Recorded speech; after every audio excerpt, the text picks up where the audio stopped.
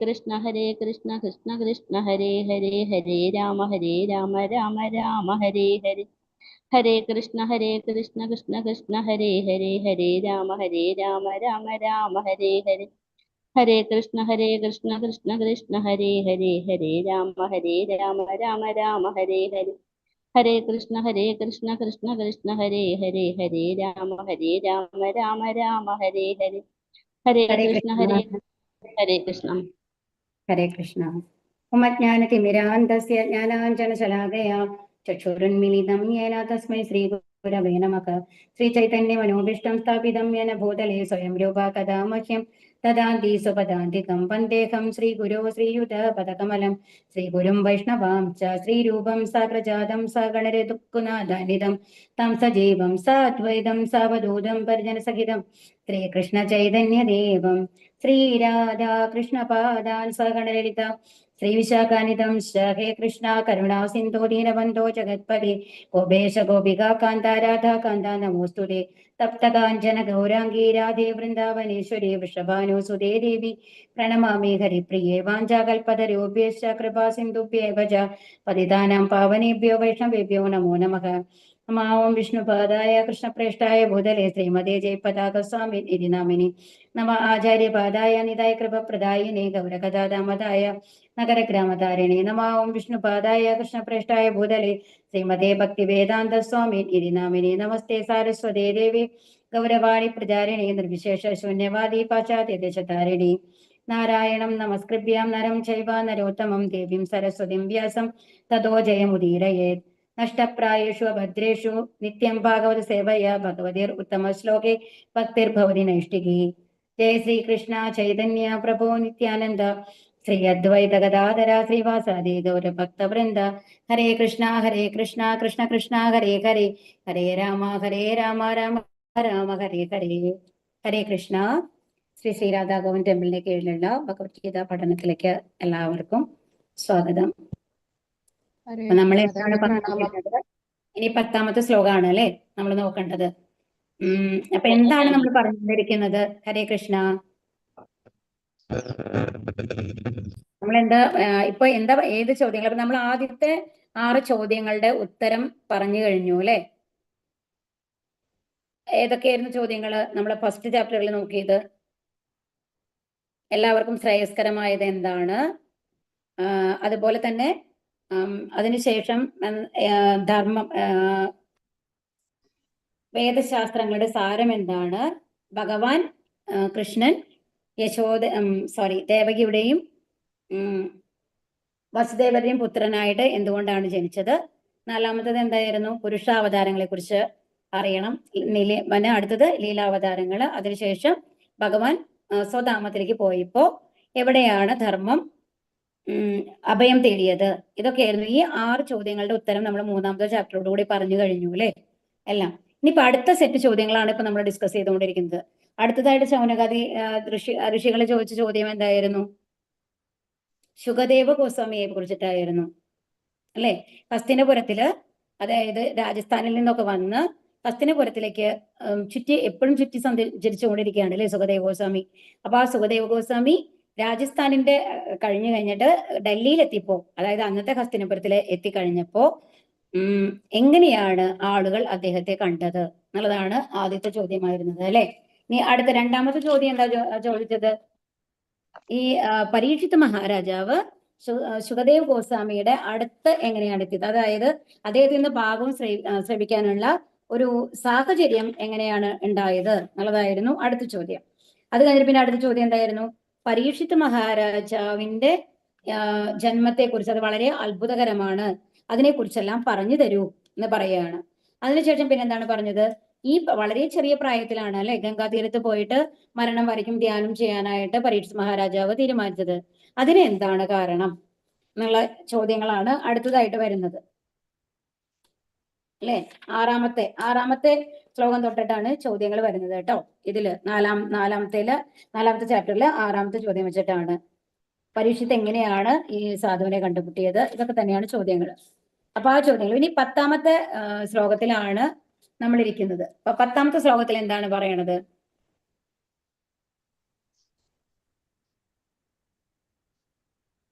ഉം. യസമ്രാട്കസ്യ വാ ഹേതോ പാണ്ഡൂനാം മാനവർദ്ധനഃ പ്രായോപവിഷ്ടോ ഗംഗായാം അനാദൃത്യ ധിരാശ്രയം. ന സമ്രാട്കസ്യ വാ ഹേതോ. റിപ്പീറ്റ് ചെയ്തോളൂ.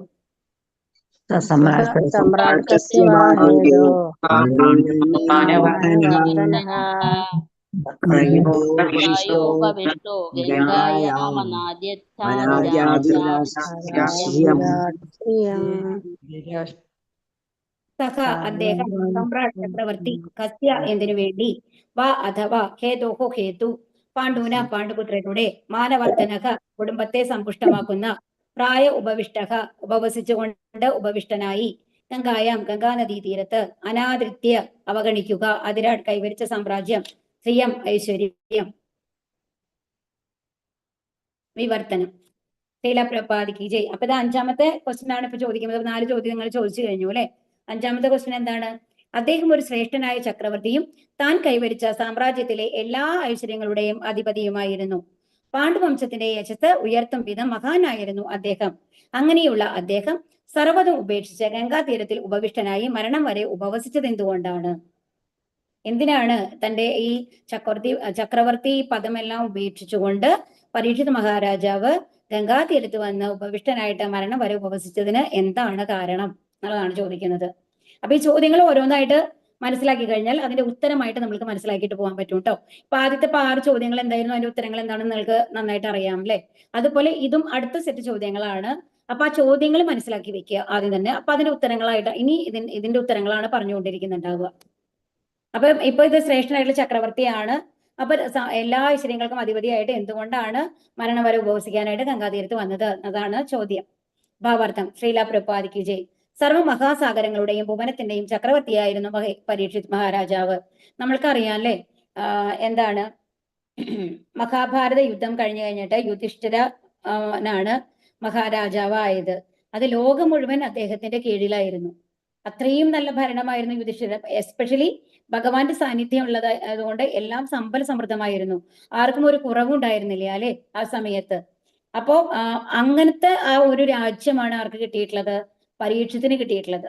അപ്പൊ പരീക്ഷിത്ത് അതും ഭഗവാനെ ഗർഭത്തിൽ തന്നെ ദർശിച്ച ഒരു ശുദ്ധഭക്തനാണ് അല്ലെ പരീക്ഷിത്ത്. മഹർഷിമാരാണ് അവരെല്ലാവരും ശരിക്കും പറഞ്ഞാൽ, അന്നത്തെ രാജാക്കന്മാരൊക്കെ എന്ന് പറയാം നമ്മൾക്ക്. രാജർഷി എന്നാണ് പറയുക. രാജാവാണെങ്കിലും ഭൗതിക കാര്യങ്ങളോടൊന്നും അവർക്ക് താല്പര്യം ഉണ്ടാവില്ല.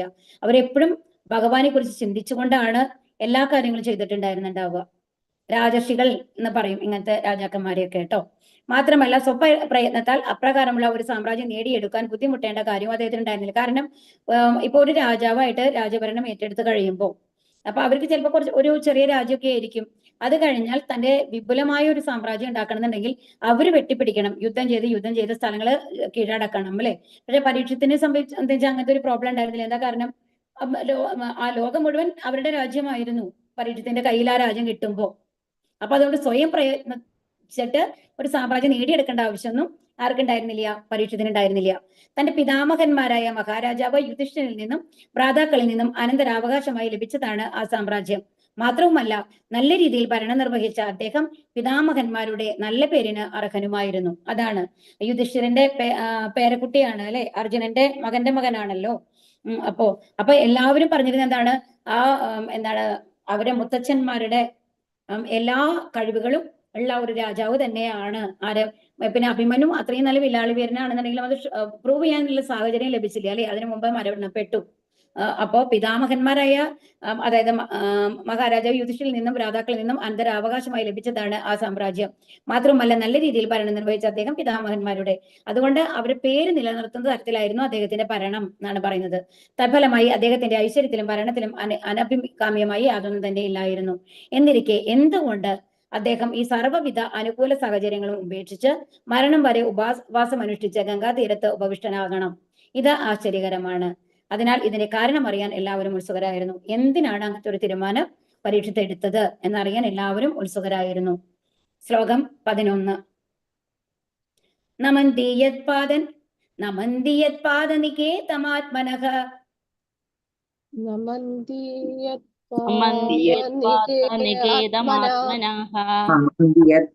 നികേതമാത്മനഃ ശിവായ ഹാനീയ ധനാനി ശത്രവഃ ശിവായ ധനാനി ശത്രുവഃ ധനാനി ശത്രവഃ കഥം സവീരശ്രിയമംഗദുസ്ത്യജാം കഥം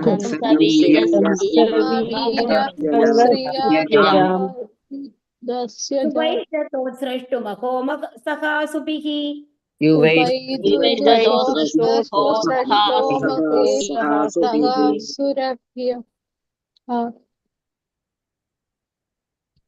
ഹരേ കൃഷ്ണ. നമന്തി വണങ്ങുന്നു. യത് പദ ആരുടെ പാദങ്ങൾ, നികേതം കീഴിൽ, ആത്മനഃ സ്വന്തം, ശിവായ ക്ഷേമം, ഹ ആനീയ പതിവായി കൊണ്ടുവരിക, ധനാനി സമ്പത്ത്, ശത്രവഃ ശത്രുക്കൾ, കഥം ഏതു കാരണത്താൽ, സഹ അദ്ദേഹം, വീരഹ വീരൻ, ശ്രിയം ഐശ്വര്യങ്ങൾ, അംഗ അല്ലയോ സൂത ഗോസ്വാമി, ദുസ്ത്യജാം വേർപിരിയാൻ കഴിയാത്ത, യുവ പൂർണ്ണ യൗവനത്തിൽ, ഐഷത്ത കാംക്ഷിച്ചു, ഉത്സ്രഷ്ടും ഉപേക്ഷിക്കുവാൻ, അഹോ ആശ്ചര്യം, സഹ ഒപ്പം, അസുഭിഹി ജീവൻ, വിവർത്തനം. ശ്രീല പ്രഭാത് കി ജയ്. ശത്രുക്കളെല്ലാം വന്ന് കാൽക്കൽ വണങ്ങി സ്വക്ഷേമാർത്ഥം അവരുടെ സമ്പത്തെല്ലാം സമർപ്പിക്കുമാറ് മഹാനായ ചക്രവർത്തിയായിരുന്നു അദ്ദേഹം. പരീക്ഷിത് മഹാരാജാവിന്റെ മഹാത്മ്യങ്ങളാണ് പറയുന്നത് അല്ലെ.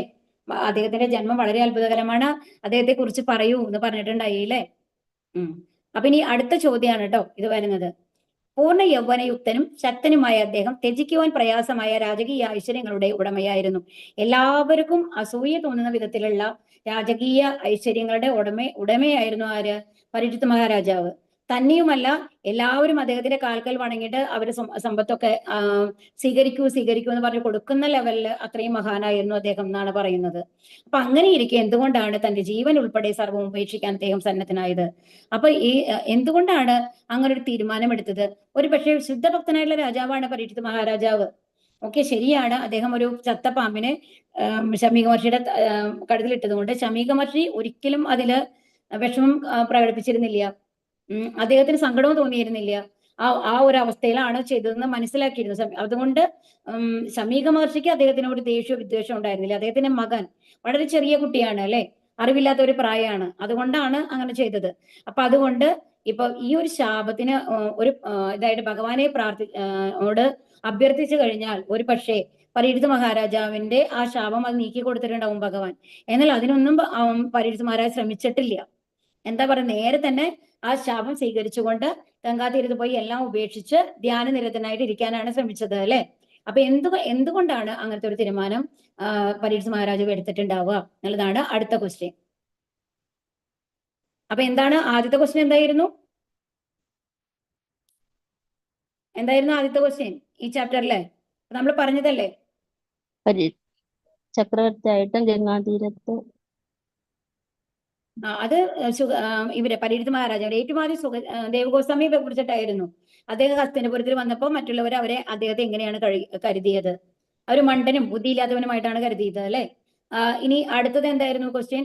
എങ്ങനെയാണ് പരീക്ഷിത് മഹാരാജാവ് സുഖദേവ് ഗോസ്വാമിയെ കാണാനിടയായത്, അദ്ദേഹത്തിൽ നിന്ന് ഭാഗവതം ശ്രവിക്കാനിടയായത് എന്നതായിരുന്നു രണ്ടാമത്തെ ക്വസ്റ്റ്യൻ. ഇനി മൂന്നാമത്തെ ക്വസ്റ്റ്യൻ എന്താണ്? മൂന്നാമത്തെ ക്വസ്റ്റ്യൻ ആണ് പരീക്ഷിത് മഹാരാജാവിന്റെ ജന്മം വളരെ അത്ഭുതകരമാണ്, അതേക്കുറിച്ച് പറഞ്ഞു തരൂ. അത് കഴിഞ്ഞിട്ട് നാലാമത്തെ ക്വസ്റ്റ്യൻ എന്താണ് വരുന്നത്? പരീക്ഷിത് മഹാരാജാവ് എന്തിനാണ് ഗംഗാതീരത്ത് വന്നു കഴിഞ്ഞിട്ട് തപസ് ചെയ്യാനായിട്ട് ഇരിക്കാൻ? ഇനി അഞ്ചാമത്തെ ക്വസ്റ്റ്യൻ എന്താണ്? അദ്ദേഹം ജീവൻ ഉൾപ്പെടെ സർവ്വം ഉപേക്ഷിക്കാൻ എന്തുകൊണ്ടാണ് സന്നദ്ധനായത് എന്നുള്ളതായിരുന്നു. 5 ക്വസ്റ്റ്യൻ ആയിട്ടോ. ഇനി ഭാവാർത്ഥം. ശ്രീല പ്രഭാതിക്ക് ജയ്. അനഭികാമികമായ യാതൊന്നും തന്നെ അദ്ദേഹത്തിന്റെ ജീവിതത്തിൽ ഉണ്ടായിരുന്നില്ല. അതാണ് പരീക്ഷിത് മഹാരാജാവിനെ പിന്നീട് ഒരു നെഗറ്റീവ് മാർഗമൊന്നും പറയാനുണ്ടായിരുന്നില്ല. എപ്പോഴും അത്രയും ശുദ്ധഭക്തനായിട്ടുള്ള രാജാവായിരുന്നു അല്ലെ. കലിയെ പോലും തളച്ചു വെച്ച ഒരാളാണ്, ഒരിക്കലും ആ രാജ്യത്ത് പ്രവേശിക്കാൻ സാധിക്കാത്ത വിധത്തില്. അപ്പൊ അതുപോലെ തികച്ചും യൗവനയുക്തനായ അദ്ദേഹത്തിന് അധികാരത്തോടും ഐശ്വര്യങ്ങളുടെയും ജീവിതം ആസ്വദിക്കാൻ സാധ്യമായിരുന്നു. കാരണം ശത്രുക്കളില്ലാത്ത രാജാണ്, അജാത ശത്രുവാണ് പരീക്ഷിത് മഹാരാജാവ് എന്ന് പറയുന്നത്. അപ്പൊ സുഖത്തോടും സമാധാനത്തോടും കൂടി എത്ര കാലം വേണമെന്നുണ്ടെങ്കിലും അദ്ദേഹത്തിന് ജീവിതമൊക്കെ ആസ്വദിച്ച് ജീവിക്കാമായിരുന്നു. അതിനാൽ ഊർജ്ജസ്വലമായ ജീവിതത്തിൽ നിന്ന് വിരമിക്കുക എന്ന പ്രശ്നം ഉണ്ടായിരുന്നില്ല. അദ്ദേഹത്തിന് ശത്രുക്കൾ പോലും വന്ന കാൽക്കൽ വീണ് വണങ്ങി സ്വക്ഷേമാർത്ഥം അവരുടെ സമസ്ത സമ്പത്തുകളും സമർപ്പണം ചെയ്യത്തക്ക വിധം മഹാശക്തനും ധീരോദാത്തനുമായിരുന്നു അദ്ദേഹം. ആകയാൽ നികുതി പിരിച്ചെടുക്കുന്നതിന് അദ്ദേഹത്തിന് യാതൊരു ബുദ്ധിമുട്ടുണ്ടായിരുന്നില്ല. അന്ന് എങ്ങനെയാണെന്നുണ്ടെങ്കിൽ കപ്പം അല്ലെങ്കിൽ നികുതി എന്ന് പറയുന്നത് മാസത്തിൽ ഇപ്പൊ അവിടുത്തെ ആൾക്കാരുടെ കയ്യിൽ നിന്നുള്ള വരുമാനത്തിൽ നിന്ന് ഒരു ശതമാനം കൊണ്ടുവന്ന് രാജാവിന് കൊടുക്കണം എന്നുള്ളതായിരുന്നു. അപ്പൊ നിറയെ സമയത്ത് എന്താ ഉണ്ടാവുക എന്നുണ്ടെങ്കിൽ ആ രാജകുമാരൊന്നും കൊടുക്കില്ല. അപ്പോ ഒരു യുദ്ധം ചെയ്തു കഴിഞ്ഞ് അവർ തോൽപ്പിക്കേണ്ടി വരും ഈ മെയിൻ ആയിട്ടുള്ള രാജാവിന്. അങ്ങനെ ഇത് വാങ്ങാൻ, നികുതി വാങ്ങാനൊക്കെ ആയിട്ട്. പക്ഷെ ഇവിടെ അങ്ങനത്തെ ഒരു പ്രശ്നമേ ഉദിക്കുന്നുണ്ടായിരുന്നില്ല. കാരണം പരീക്ഷ മഹാരാജാവ് അത്രയും മഹാനായിരുന്നു. ആൻഡ് എല്ലാവരും സംതൃപ്തരായിരുന്നു അദ്ദേഹത്തിന്റെ രാജ്യത്തില്. അതാണ് ഏറ്റവും മുഖ്യമായിട്ടുള്ള കാര്യം. രണ്ടാമത്, അദ്ദേഹത്തെ തോൽപ്പിക്കാൻ ആർക്ക് സാധ്യമല്ല എന്നുള്ളത് എല്ലാവർക്കും അറിയുകയും ചെയ്യാം. അതുകൊണ്ട് തന്നെ എല്ലാ രാജാക്കന്മാരും അതത് സമയത്ത് കൊണ്ടുപോയിട്ട് നികുതി കൊണ്ടുപോയി കൊടുത്തിരുന്നു. അപ്പൊ നികുതി പിരിക്കാൻ പോലും അദ്ദേഹത്തിന് ഒരാളോട് ചോദിക്കേണ്ട ഒരു ആവശ്യം വന്നിട്ടുണ്ടായില്ല. അതിനു മുമ്പേ അത് അവിടെ എത്തിക്കുമായിരുന്നു. മഹാരാജാവ് പരീക്ഷിത ഒരു ധർമ്മിഷ്ഠനായ രാജാവായിരുന്നു. സകല ശത്രുക്കളെയും അദ്ദേഹം കീഴടക്കിയതിനാൽ രാജ്യം സമൃദ്ധി നിറഞ്ഞതായിരുന്നു. ആവശ്യത്തിന് പാൽ, ധാന്യങ്ങൾ, ലോഹങ്ങൾ എന്നിവയുണ്ടായിരുന്നു. മാത്രമല്ല നദികളും പർവ്വതങ്ങളും എല്ലാം വിഭവ സമൃദ്ധമായി നിലനിന്നിരുന്നു. അങ്ങനെ ഭൗതികമായി എല്ലാം തൃപ്തികരമായിരുന്നു. ആകയാൽ രാജ്യവും ജീവനും അകാലത്തിൽ ത്യജിക്കേണ്ട പ്രശ്നം ഉദിക്കുന്നില്ല. ഇപ്പൊ ഏതെങ്കിലും ശത്രുക്കൾ ഉണ്ടെങ്കിൽ കൊല്ലും, അങ്ങനത്തെ ഒരു പേടി വരുമ്പോഴാണ് നമുക്ക് രാജ്യമൊക്കെ ത്യജിക്കേണ്ടി വരിക അല്ലെ. അങ്ങനത്തെ ഏത് ഇതും അവിടെ ഉണ്ടായിരുന്നില്ല, പ്രശ്നങ്ങളും അവിടെ ഉണ്ടായിരുന്നില്ല. ഇവയെ കുറിച്ചെല്ലാം ശ്രവിക്കുന്നതിന് ഋഷിമാർ, അപ്പൊ ഋഷിമാർക്ക് ഭയങ്കര ആഗ്രഹമായിരുന്നു. എന്താണ് അവർ, എന്നിട്ടും എന്തുകൊണ്ടാണ് പരീക്ഷിത് മഹാരാജാവ് എല്ലാം ഉപേക്ഷിച്ച് കഴിഞ്ഞിട്ട് മരണത്തിന് സന്നദ്ധനായത്? അതും പ്രായമായിട്ടില്ല, വളരെ ചെറുപ്പാണ്. ശ്ലോകം 12. ശിവായ ലോകസ്യ ഭവായ ഭൂതയേ ശിവായ ലോകസ്യ ഭവായ ഭൂതയേ ഉത്തമ ശ്ലോക പരായണ ജനാഃ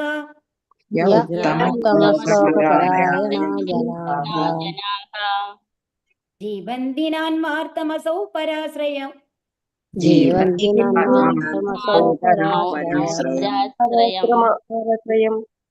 മുമോച നിർവിദ്യ കുതക്കളേവരം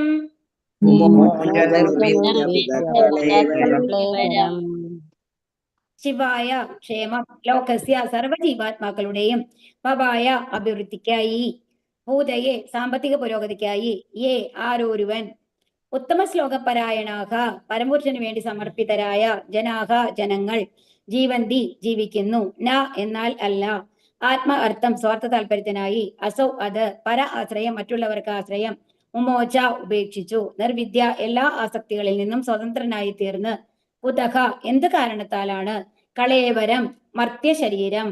വിവർത്തനം ശ്രീല പ്രഭുപാദിക്ക് ജയ്. പരമപുരുഷന് വേണ്ടി സമർപ്പിതരായവർ മറ്റുള്ളവരുടെ ക്ഷേമത്തിനും അഭിവൃദ്ധിക്കും സന്തോഷത്തിനും മാത്രമായാണ് ജീവിക്കുന്നത്, യാതൊരു സ്വാർത്ഥ താല്പര്യത്തിനും വേണ്ടിയല്ല. അങ്ങനെയിരിക്കെ ചക്രവർത്തി പരീക്ഷിത് ലൗകിക സ്വത്തുക്കളോടുള്ള ആസക്തികളിൽ നിന്നെല്ലാം സ്വതന്ത്രനായിരുന്നിട്ടും മറ്റുള്ളവർക്ക് ആശ്രയമായിരുന്ന തന്റെ മർത്യ ശരീരത്തെ കൈവെടിയുവാൻ അദ്ദേഹത്തിന് എങ്ങനെ കഴിഞ്ഞു? ഇനി അടുത്ത ക്വസ്റ്റ്യൻ എന്താണ്? എന്തിനാണ് ഗംഗാതീരത്ത് പോയിട്ട് ജീവിതം, ഈ യൗവനത്തിൽ പോലും ജീവിതം വെടിയാനായിട്ട് പരീക്ഷിത് മഹാരാജാവ് തയ്യാറായത് എന്നുള്ളതായിരുന്നു ഇതിന് മുമ്പത്തെ ചോദ്യം. അതിന് തുടർച്ചയായിട്ട് ചോദ്യമാണ് ഇത്. എന്താ പറയണെന്നുണ്ടെങ്കിൽ, നല്ല ഒരു രാജാവ് ആണെന്നുണ്ടെങ്കിൽ എന്താ ചെയ്യുക? എല്ലാം ഭഗവാന് സമർപ്പിച്ചുകൊണ്ട് പ്രജകളുടെ ക്ഷേമത്തിന് വേണ്ടിയിട്ടാണ് രാജ്യം ഭരിക്കുക. അവരുടെ സന്തോഷത്തിന് വേണ്ടിയിട്ടല്ല. എല്ലാ ആൾക്കാരും, ആ രാജ്യത്തിലെ ഒരാൾ പോലും സങ്കടപ്പെടരുത്, എല്ലാവരും സന്തോഷമായി ഇരിക്കണം എന്നുള്ള ഉദ്ദേശത്തോടു കൂടിയിട്ടാണ്, അവരുടെ അഭിവൃദ്ധിക്ക് വേണ്ടിയിട്ടാണ് അവർ രാജ്യം ഭരിക്കുക. അപ്പൊ അവർക്ക് സ്വന്തമായിട്ടുള്ള ആഗ്രഹങ്ങളൊന്നും ഉണ്ടാവില്ല. അവരുടെ പ്രജകളുടെ ക്ഷേമാർത്ഥം എന്ത് കാര്യം ചെയ്യാനും അവർ റെഡിയാവും. ഒരു യുദ്ധം ചെയ്തു കഴിഞ്ഞിട്ട് സ്വന്തം ജീവിതം ത്യജിക്കാൻ പോലും അവർ തയ്യാറായിരിക്കും എന്നുള്ളതാണ്. അപ്പൊ അങ്ങനത്തെ ഒരു രാജാവാണ് പരീക്ഷിത് മഹാരാജാവ്. അദ്ദേഹത്തിന് ലൗകിക ആഗ്രഹങ്ങൾ ഒന്നും തന്നെ ഇല്ല. നമ്മൾക്കറിയാല്ലേ, ഭഗവാന്റെ ഒരു ദർശനം കിട്ടിയ ആർക്കെങ്കിലും ലൗകിക ആഗ്രഹങ്ങൾ ഉണ്ടായിരുന്നിട്ടുണ്ടോ? ധ്രുവ മഹാരാജാവ് എങ്ങനെയാ വന്നത്? രാജ്യം വേണം, ഉത്താനപാദ മഹാരാജാവിനേക്കാളും വലിയ രാജാവാണെന്നും പറഞ്ഞിട്ടാണ് വന്നത്. പക്ഷെ ആ ശംഖ് കൊണ്ട് ആ കവിളിലൊന്ന് സ്പർശിച്ച ഉടനെ എന്താ ഉണ്ടായത്? ധ്രുവ മഹാരാജാവിന് ശുദ്ധഭക്തി വന്ന്, എനിക്ക് ഒന്നും വേണ്ട, അങ്ങയുടെ പാതാരവിന്ദങ്ങൾ മാത്രമാണ് ശരണം എന്ന് പറയുകയാണ് അല്ലെ. എന്നിട്ട് വിലപിക്കുകയാണ്, ഞാൻ എത്ര പൊട്ടനാണ്, ഞാൻ എത്ര പോളിഷാണ്, എത്ര ബുദ്ധിയില്ലാത്തവനാണ്, ഇങ്ങനത്തെ ഒരു കാര്യത്തിന് വേണ്ടിയിട്ട് അങ്ങയെ തപസ് ചെയ്യാൻ വന്നുവല്ലോ എന്നുള്ള ദുഃഖമാണ് ധ്രുവ മഹാരാജാവിന് ഉണ്ടാവുന്നത്. അപ്പൊ ഭഗവാന്റെ ദർശനം കിട്ടിയ, ഭഗവാന്റെ സ്പർശനം കിട്ടിയ ഒരാൾക്ക് പോലും ഭൗതിക കാര്യങ്ങളിൽ ആകർഷണം ഉണ്ടാവില്ല. അപ്പൊ പരീക്ഷിത് മഹാരാജാവ് അമ്മയുടെ ഗർഭത്തിൽ ഇരിക്കുമ്പോൾ തന്നെ ഭഗവാന്റെ ദർശനം കിട്ടിയ ഒരാളാണ്. അപ്പൊ ലൗകിക കാര്യങ്ങൾ എന്തെങ്കിലും താല്പര്യം ഉണ്ടാവോ? ഇല്ല അല്ലെ. അപ്പൊ ലൗകിക സ്വത്തുക്കളുടെ ആസക്തികളിൽ നിന്ന് എല്ലാം സ്വതന്ത്രനായിരുന്നു. എന്നിട്ടും പക്ഷെ ഒരു കാര്യമുണ്ട്, അത്രയും നല്ല രാജാവായിരുന്നു, ആ പ്രജകളെല്ലാവരും വളരെ സന്തുഷ്ടരായിരുന്നു അല്ലെ പരീക്ഷിത് മഹാരാജാവിന്റെ രാജ്യത്തില്.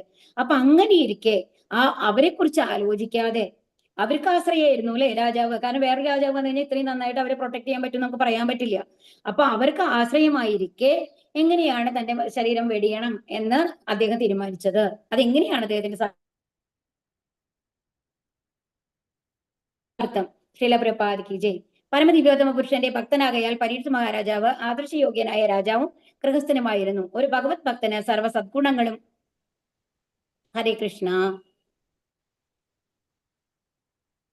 സർവ സദ്ഗുണങ്ങളും സ്വമേധയാ കരഗതമാകുന്നു. ചക്രവർത്തി പരീക്ഷിത്ത് ഇതിന് ഒരു സവിശേഷ ദൃഷ്ടാന്തമാകുന്നു. അപ്പൊ പരീക്ഷിത് മഹാരാജാവ് ആരായിരുന്നു? ആദർശയോഗ്യനായ രാജാവായിരുന്നു, ഗൃഹസ്ഥനായിരുന്നു, ഭഗവത് ഭക്തന് എല്ലാ ഗുണങ്ങളും ഉണ്ട്.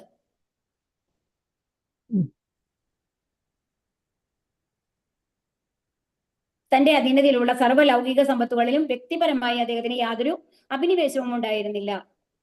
പക്ഷേ തന്റെ പ്രജകളുടെ സമഗ്രക്ഷേമത്തിന് തൽപരനായ രാജാവാകയാൽ സാമാന്യ ജനങ്ങളുടെ ഈ ജന്മത്തിലെ മാത്രമല്ല വരും ജന്മത്തിലെയും ക്ഷേമ പ്രവർത്തനങ്ങളിൽ അദ്ദേഹം സദാ നിരതനായിരുന്നു. വരും ജന്മത്തിലെ ക്ഷേമ പ്രവർത്തനങ്ങൾ എങ്ങനെയാണ് സദാ നിരതനായിരിക്കുക?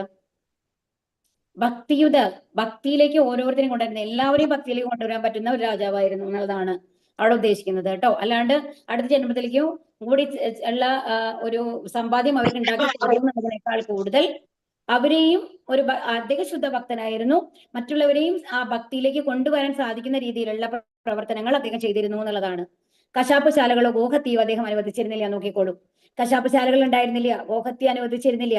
ഒരു വിഭാഗം ജീവസത്തകളെ സംരക്ഷിക്കുകയും മറ്റുള്ളവരെ കൊല്ലാൻ അനുവദിക്കുകയും ചെയ്യുന്ന മൂഢനും പക്ഷപാതിയുമായ ഭരണകർത്താവായിരുന്നില്ല അദ്ദേഹം. അതുപോലെ തന്നെ ആരോട് പക്ഷഭേദം ഉണ്ടായിരുന്നില്ല, എല്ലാവരും ഒരുപോലെയാണ് അദ്ദേഹം ട്രീറ്റ് ചെയ്തിരുന്നത്. ഭഗവത് ഭക്തനാകയാൽ മനുഷ്യർ, മൃഗങ്ങൾ, സസ്യങ്ങൾ എന്നിങ്ങനെ സർവ്വ ജീവജാലങ്ങളുടെയും സന്തോഷത്തിനായി എപ്രകാരം ഭരണം നിർവഹിക്കണമെന്ന് അദ്ദേഹത്തിന് നന്നായി അറിയാമായിരുന്നു. അദ്ദേഹം സ്വാർത്ഥ താല്പരനായിരുന്നില്ല. സ്വാർത്ഥത ഒന്നുകിൽ സ്വയം കേന്ദ്രീകൃതമോ അല്ലെങ്കിൽ വിസ്തൃതമോ ആണ്. എന്നാൽ അദ്ദേഹത്തിന് അത് രണ്ടും ഇല്ലായിരുന്നു. അപ്പൊ സ്വാർത്ഥത എന്ന് പറഞ്ഞാൽ എന്താണ്? സ്വയം, അതായത് ഞാൻ സന്തോഷിക്കണം, മറ്റുള്ളവർ എന്തായാലും കുഴപ്പമില്ല എന്നുള്ളമായിട്ട് ചിന്തയാണ് സ്വയം കേന്ദ്രീകൃതം എന്ന് പറയുന്നത്. അല്ലെങ്കിൽ വിസ്തൃതം പറഞ്ഞാൽ എന്താണ്? എന്റെ രാജ്യത്തിലെ എല്ലാവരും നന്നായിട്ട് ഇരിക്കണം എന്നുള്ളതും ഒരു സ്വാർത്ഥതയാണ് അല്ലെ.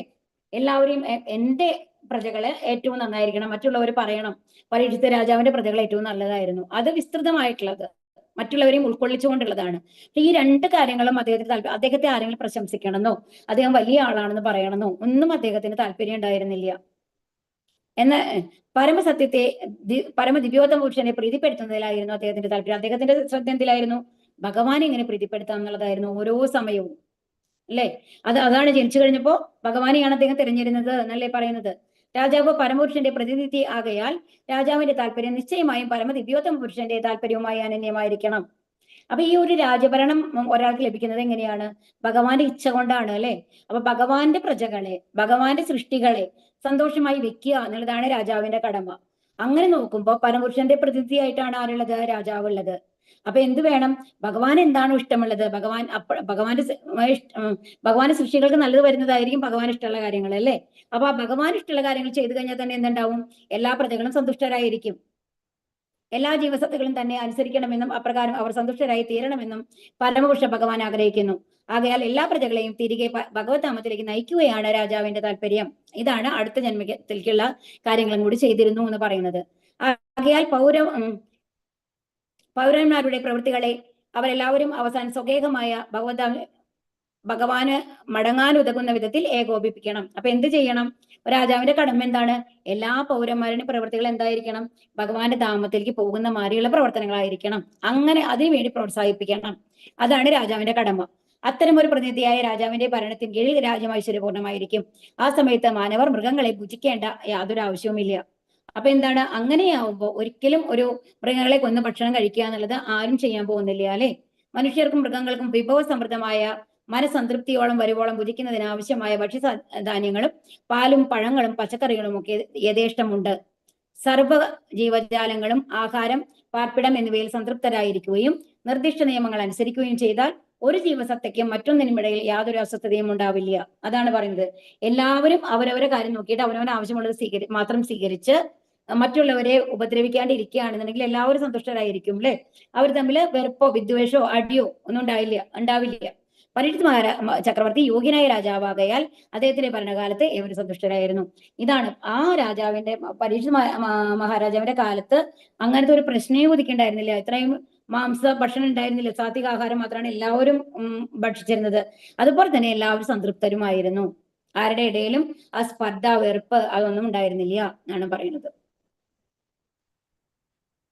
അടുത്ത ശ്ലോകം. ശ്ലോകം 13.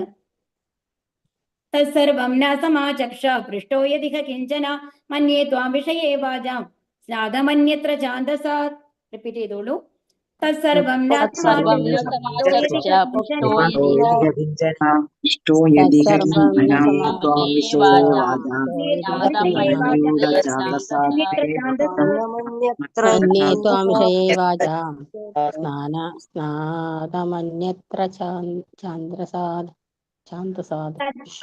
സർവം സർവം ന ഞങ്ങൾക്ക് സമാചക്ഷക സുവ്യക്തമായി വിശദീകരിക്കുക, പൃഷ്ടക അന്വേഷിച്ചത്, യത് ഇഹ ഇവിടെ, കിഞ്ചന അതൊക്കെ, മന്യേ ഞങ്ങൾ വിചാരിക്കുന്നു, ത്വാം താങ്കൾ, വിഷയെ എല്ലാ വിഷയങ്ങളിലും, വാചാം പദങ്ങളുടെ അർത്ഥം, സ്നാതം പൂർണ്ണ പരിചിതനാണ്, അന്യത്ര ഒഴികെ, ഛാന്ദസാത് വേദവിഭാഗങ്ങൾ. വിവർത്തനം. ശ്രീല പ്രഭുപാദ് കി ജയ്. ചില വേദഭാഗങ്ങൾ ഒഴികെ സർവ്വ വിഷയങ്ങളുടെയും പൊരുളിൽ താങ്കൾ വിദഗ്ധനാണെന്ന് ഞങ്ങൾക്ക് അറിവുള്ളതാണ്. ആകയാൽ ഞങ്ങൾ ഇപ്പോൾ ആരാഞ്ഞ സകല ചോദ്യങ്ങൾക്കുമുള്ള ഉത്തരങ്ങൾ സുവ്യക്തമായി വിശദീകരിക്കാൻ താങ്കൾക്ക് സാധ്യമാണ്. വീണ്ടും 6 ചോദ്യങ്ങളാണ് വന്നത് കേട്ടോ. അപ്പൊ മനസ്സിലായില്ലേ ഏതൊക്കെ 6 ചോദ്യങ്ങൾ എന്നുള്ളത്? ഇനി ഉത്തരം പറയാൻ പറയുകയാണ്. അപ്പൊ ചില വേദഭാഗങ്ങൾ ഒഴികെ, അപ്പൊ അദ്ദേഹം വളരെ സമർത്ഥനാണ് സുഖദേവ് ഗോസ്വാമി. എന്നാൽ ചില വേദങ്ങളുടെ ചില ഭാഗങ്ങൾ അറിയുണ്ടാവില്ല, എന്നാലും ബാക്കി സർവ്വ വിഷയങ്ങളുടെ പൊരുൾ അങ്ങേക്ക് അറിയാം, അങ്ങ് അതിൽ വിദഗ്ധനാണെന്ന് ഞങ്ങൾക്ക് അറിയാം. അപ്പൊ ഞങ്ങൾ ഇന്ന് ചോദിച്ച 6 ചോദ്യങ്ങൾക്കും വളരെ നന്നായി തന്നെ അങ്ങേക്ക് ഉത്തരം പറയാനായിട്ട് സാധിക്കും എന്നുള്ളത് ഞങ്ങൾക്ക് നന്നായിട്ട് അറിയാം എന്ന് പറയുകയാണ്. ഭാവാർത്ഥം. ശ്രീല പ്രഭുപാദ് കി ജയ്. വേദങ്ങളും പുരാണങ്ങളും തമ്മിലുള്ള വ്യത്യാസം ബ്രാഹ്മണരും പരിബ്രാജകന്മാരും തമ്മിലുള്ളതിന് സമാനമാണ്. വേദങ്ങൾ പ്രതിപാദിക്കുന്ന ചില ഫലം ഇച്ഛിച്ചിട്ടുള്ള യജ്ഞങ്ങൾ നിർവഹിക്കേണ്ടവരാണ് ബ്രാഹ്മണർ. അപ്പൊ സാധാരണ ബ്രാഹ്മണർ എന്ന് പറയുന്നത് പൂജ ചെയ്യുന്ന ആൾക്കാരാണ്.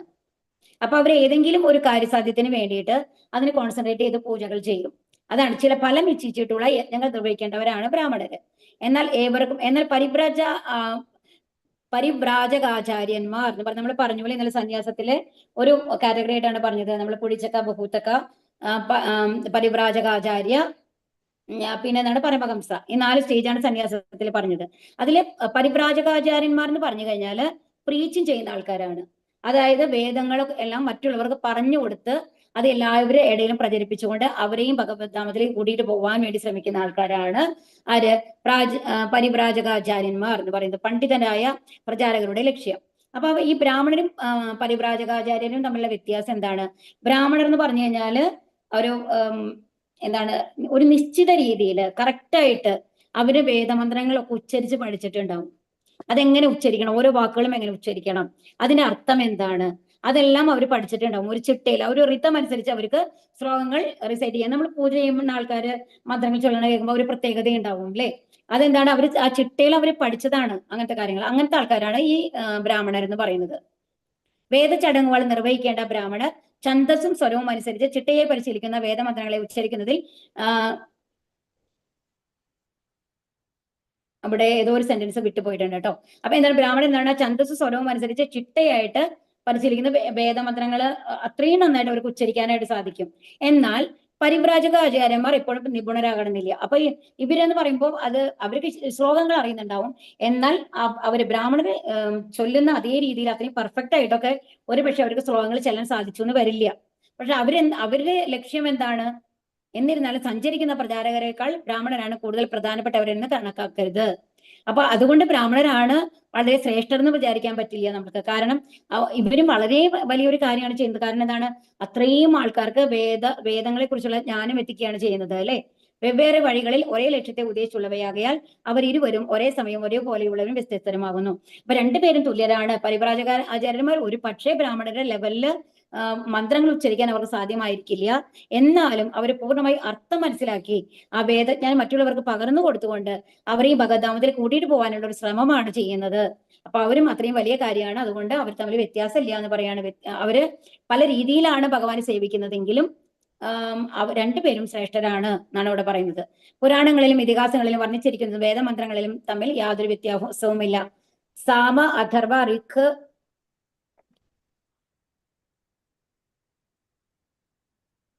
യജുർ എന്നീ എല്ലാ വേദങ്ങളും പുരാണങ്ങൾ, ഇതിഹാസങ്ങൾ, ഉപനിഷത്തുകൾ തുടങ്ങിയവയും പരമപുരുഷന്റെ ശ്വാസോച്ഛ്വാസത്തിൽ നിന്ന് നിർഗമിച്ചവയാണ്. ഇതിൽ പറഞ്ഞു എല്ലാ വേദങ്ങളും എവിടെ നിന്നാണ് വന്നിട്ടുള്ളത്? ഭഗവാന്റെ ശ്വാസോച്ഛ്വാസത്തിൽ നിന്നാണ്. ഭഗവാന്റെ ആ ശ്വാസോച്ഛ്വാസ സമയത്താണ് സൃഷ്ടി നടക്കുന്നത്. ഭഗവാന്റെ ഉച്ഛ്വാസ സമയത്താണ് നമ്മളുടെ ഈ സൃഷ്ടി. ഭഗവാന്റെ ആ ഉള്ളിലേക്ക് ശ്വാസം ഉള്ളിലേക്ക് വലിക്കുന്ന ആ സമയത്താണ് എന്ത് നടക്കുന്നത്, എല്ലാം പ്രളയത്തിൽ വന്ന് ഭഗവാന്റെ ഉള്ളിലേക്ക് പോകുന്നത്. അതാണ് മനസ്സിലാക്കേണ്ടത്. അപ്പൊ ആ സമയത്താണ്, ആ ശ്വാസോച്ഛ്വാസ വേളയിലാണ് എന്തൊക്കെ വന്നിട്ടുള്ളത്, വേദങ്ങൾ വന്നിട്ടുള്ളത് എന്ന് ദിന ശ്രുതിയിൽ പരാമർശിച്ചിട്ടുള്ളതായി ശ്രീല ജീവ ഗോസ്വാമി പറയുന്നു. വേദമന്ത്രങ്ങളിൽ അധികവും പ്രണവ ഓംകാരത്തിൽ ആരംഭിക്കുന്നു. അതെല്ലാ വേദമന്ത്രങ്ങളും ഓം എന്നാണ് തുടങ്ങുക. അവയുടെ ഛന്ദസ്സും സ്വരവും അനുസരിച്ചുള്ള ഉച്ചാരണത്തിന് പരിശീലനം ആവശ്യമാണ് എന്നുള്ളതുമാണ് ആകെയുള്ള വ്യത്യാസം. അപ്പൊ അത് വ്യക്തമായിട്ട് പഠിക്കണമെന്നുണ്ടെങ്കിൽ എന്ത് വേണം, അതിന് ഓരോ ശ്ലോകങ്ങൾക്കും ഓരോ വിധത്തിലായിരിക്കും. ചില ശ്ലോകങ്ങൾ വേറെ തരത്തിലായിരിക്കും. അതിൽ എത്ര അക്ഷരങ്ങൾ ഉണ്ട് എന്നുള്ളതിനനുസരിച്ച് അതിന്റെ ആ ട്യൂൺ, നമ്മൾ പറയുന്ന രീതി മാറും അല്ലെ. അങ്ങനെയുള്ള പരിശീലനം കൂടാതെ വേദമന്ത്രങ്ങൾ ഫലവത്തായി ചൊല്ലാൻ കഴിയില്ല. ശ്രീല സുധ ഗോസ്വാമി ഒന്നാന്തരം പ്രചാരകനായിരുന്നാലും വേദമന്ത്രങ്ങൾ ഛന്ദസ് അനുസരിച്ച് ഉച്ചരിക്കുന്നതിനെ കുറിച്ച് അദ്ദേഹം കാര്യമാക്കിയിരുന്നില്ല. എന്നാൽ സുഖദേവ ഗോസ്വാമി എങ്ങനെയാണ് വന്നത്, അത് കേട്ട് പഠിച്ചതാണല്ലേ. ഒരാളുടെ അടുത്തും അധ്യയനം ഒന്നും നടത്തിയിട്ടില്ല. എന്താണ്, അമ്മയുടെ വയറ്റിൽ നിന്ന് പുറത്തു വന്നു. അത് ഞാനിപ്പോ വ്യാസദേവൻ പറയുമ്പോൾ ആ ഭാഗവതം കേട്ടു എന്ന് മാത്രമേ ഉള്ളൂ. ആരടുത്തും പോയിട്ട് വേദ അഭ്യസനം നടത്തിയിട്ടില്ല. കാരണം എന്താണ്, ഇതിനു മുമ്പ് നമ്മൾ പറഞ്ഞു സുഖദേവ ഗോസ്വാമിക്ക് അതിന്റെ ആവശ്യം ഉണ്ടായിരുന്നില്ല. അവര് ജനിക്കുമ്പോൾ തന്നെ ഒരു ശുദ്ധ ഭക്തനായിട്ട്, ഒരു ഉത്തമ വൈഷ്ണവനായിട്ടാണ് ജനിച്ചത്. അതുകൊണ്ട് തന്നെ ഒരു പരിശീലനത്തിന്റെ ആവശ്യം ഉണ്ടായിരുന്നില്ല എന്ന് പറഞ്ഞു. അപ്പൊ ആ പരിശീലനം ഇല്ലാത്തത് കൊണ്ട് തന്നെ എന്താണ്, ഛന്ദസ് അനുസരിച്ച് കഴിഞ്ഞിട്ട് ആ വേദ മന്ത്രങ്ങളൊക്കെ ഉച്ചരിക്കാനായിട്ട് അദ്ദേഹം അത്ര സ്മാർട്ട് ആയിരുന്നില്ല എന്നാണ് പറയുന്നത്. എന്നാൽ ഇവയൊക്കെ ശ്രീമദ് ഭാഗവതം വേദമന്ത്രങ്ങളെ പ്രാമുഖ്യം കുറഞ്ഞതാണ് എന്ന് ഇതുകൊണ്ട് അർത്ഥമാക്കുന്നില്ല. എന്നാൽ വേദമന്ത്രങ്ങളെ, അപ്പൊ അതുകൊണ്ട് ശ്രീമദ് ഭാഗവതം വേദങ്ങളെക്കാളും കുറച്ച് തരം തന്നതാണ് എന്ന് പറയേണ്ട ആവശ്യമില്ല. കാരണം ശ്രീമദ് ഭാഗവതത്തിൽ എക്സ്പെർട്ട് ആയിരുന്നു അല്ലെ സുഖദേവ ഗോസ്വാമി. എന്നാൽ വിപരീതമായി മുമ്പ് പ്രസ്താവിച്ചിട്ടുള്ളതുപോലെ സർവ്വവേദങ്ങളുടെയും പരിപക്വ ഫലമാണ് ശ്രീമദ് ഭാഗവതം. ആക്ച്വലി മറ്റേ വേദങ്ങളുടെ എല്ലാം നോക്കിക്കഴിഞ്ഞാൽ അതിന്റെയൊക്കെ ഒരു പരിപക്വ ഫലമാണ്, അതിന്റെ എല്ലാ സത്തുകളും ചേർന്നതാണ് ശ്രീമദ് ഭാഗവതം. അപ്പൊ ഒരു നമ്മൾ എന്താ ചെയ്യുക, പാലൊക്കെ നമ്മൾ എന്തെങ്കിലും ഒരു മരുന്നൊക്കെ ഉണ്ടാക്കുമ്പോൾ അതിന് അതിലെ മരുന്നുകളൊക്കെ ഇട്ട് കഴിഞ്ഞിട്ട് കുറുക്കി ഇന്ന പ്രൊപ്പോർഷനിലേക്ക് കൊണ്ടുവരും അല്ലെ. ഒരു ഗ്ലാസ് ആയുർവേദമൊക്കെ ആണെങ്കിൽ 1/2 ഗ്ലാസ് ആക്കി കുറച്ചുകൊണ്ട്, അങ്ങനെയാണ് നമ്മൾ കഷായമൊക്കെ ഉണ്ടാക്കുമ്പോൾ നമ്മൾ പറയില്ലേ. അപ്പൊ അതിന്റെ ഫലം മുഴുവൻ അതിന്റെ ഉള്ളിലേക്ക് വരും. അതുപോലെ തന്നെ എല്ലാ വേദങ്ങളുടെയും ഫലം ചേർത്ത്, അതായത് അതിന്റെ സത്ത് മുഴുവൻ ചേർത്ത് അതിന്റെ സത്തുകൾ മാത്രം എടുത്തിട്ട് ഉണ്ടാക്കിയിട്ടുള്ളതാണ് എന്ത്, ശ്രീമദ് ഭാഗവതം. അപ്പൊ പരിപക്വ ഫലം എന്ന് പറഞ്ഞാൽ എന്താണ്, അത്രയും എല്ലാ ഭാഗത്തും പഴുത്തിട്ടുള്ള ഫലമാണ്. അപ്പൊ അതിന്റെ പ്രത്യേകത എന്താണ്, ആ ഫലം നമ്മൾ ഏത് ഭാഗത്ത് കഴിച്ചു കഴിഞ്ഞാലും ഒരേമാതിരി മധുരം ഉണ്ടാവും, ഒരേമാതിരി സ്വീറ്റ് ആയിരിക്കും. എന്നാൽ ഈ ചെനച്ച മാങ്ങ എന്നൊക്കെ പറയുമ്പോൾ ചില ഭാഗത്ത് മധുരം ഉണ്ടാവും, ചില ഭാഗത്ത് പുളി ഉണ്ടാവും അല്ലെ. അപ്പൊ എന്നാൽ പൂർണ്ണമായും പഴുത്ത അതാണെങ്കിലോ എല്ലായിടത്തും. അപ്പോൾ ഭാഗവതത്തിന്റെ ഏത് ശ്ലോകം എടുത്ത് വായിച്ചു കഴിഞ്ഞാലും അത് അത്രയും മധുരമാണ്, അത്രയും നമ്മൾക്ക് ജ്ഞാനം തരുന്നതാണ് എന്നുള്ളതാണ് ഇവിടെ പറയുന്നത്. അത് കൂടാതെ മുമ്പേ തന്നെ ആത്മസാക്ഷാത്കാരം സിദ്ധിച്ച വ്യക്തിയായിരുന്നിട്ടും ഏറ്റവും പരിപൂർണനായ ഒരു മുക്താത്മാവായ ശ്രീല സുഖദേവ് ഗോസ്വാമി ഭാഗവത അധ്യയനത്തിൽ നിമഗ്നാണ്. അദ്ദേഹം പൂർണ്ണമായും ഭാഗവതം മനസ്സിലാക്കിയ ഒരാളാണ് അല്ലെ, അതില് മുഴുകിയിരിക്കുന്ന ആളാണ്. ശ്രീ സുഖദേവ ഗോസ്വാമിയുടെ കാലടികളെയാണ് ശ്രീ സുധ ഗോസ്വാമി പിന്തുടരുന്നത്. അതിനാൽ ഛന്ദോബദ്ധമായ വേദമന്ത്ര ഉച്ചാരണത്തിൽ വിദഗ്ധനല്ല എന്നതുകൊണ്ട് മാത്രം ശ്രീ സുധ ഗോസ്വാമിയുടെ സ്ഥാനം ലവലേശവും പ്രാമുഖ്യം കുറഞ്ഞതല്ല.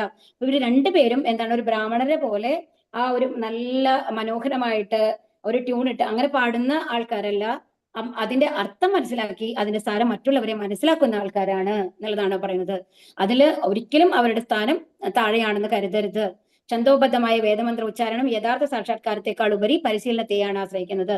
തത്ത പറയുന്നത് പോലെയുള്ള ഉരുവിടലിനേക്കാൾ കൂടുതൽ പ്രാധാന്യം സാക്ഷാത്കാരത്തിനാണ്. അപ്പൊ എന്താ പറയുന്നത്, ഏത് മന്ത്രങ്ങളും നമ്മൾ ബൈഹാർട്ട് പഠിച്ച്, ഭാഗവതം ഒരു 18,000 ശ്ലോകം ഉണ്ട്, എനിക്ക് അതിനുള്ള കഴിവുണ്ട് എന്ന് പറഞ്ഞിട്ട് അത് മുഴുവൻ ബൈഹാർട്ട് പഠിച്ച് ചൊല്ലണത് കഴിവ് തന്നെയാണ്, അല്ലാന്ന് പറയാൻ പറ്റില്ല. പക്ഷേ അതിനേക്കാൾ വേണ്ടത് എന്താണ്, ഓരോ ശ്ലോകത്തിലും എന്താണ് നമ്മളോട് ഭഗവാൻ പറഞ്ഞിട്ടുള്ളത് എന്നുള്ളത് മനസ്സിലാക്കലാണ്. അതിനനുസരിച്ച് നമ്മളുടെ പെരുമാറ്റത്തിൽ കൊണ്ടുവരുന്ന മാറ്റമാണ്, നമ്മൾ അതിൽ മുഴുകി ഒരു ശുദ്ധ ഭക്തനാവുന്നതാണ്. അപ്പൊ അതാണ് ആര് ശ്രമിക്കുന്നത്, സുധ ഗോസ്വാമിയും സുഖദേവ ഗോസ്വാമിയും ശ്രമിക്കുന്നത് എന്നാണ് പറയുന്നത്. ഹരേ കൃഷ്ണ. നാളെ അടുത്ത ശ്ലോകം നാളെ എടുക്കാം കേട്ടോ. ഹരേ കൃഷ്ണ. ഹരേ കൃഷ്ണ.